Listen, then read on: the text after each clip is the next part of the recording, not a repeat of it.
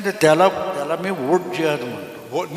त्यांना माहिती आहे की आपणाला कोणाला हरवायचं. तुम्हाला जाता जाता पटकन जिहादची व्याख्या सांगतो मुळात, ती लक्षात घ्या. आपण लँड जिहाद, लव जिहाद म्हणतो, ह्या पुढेपणात पडू नका. जिहाद याचा अर्थ समोरच्याची लढण्याची इच्छा संपून टाक. माणसं मारणं, तलवारी, बॉम्ब हे जिहादचे हत्यारं नाहीत.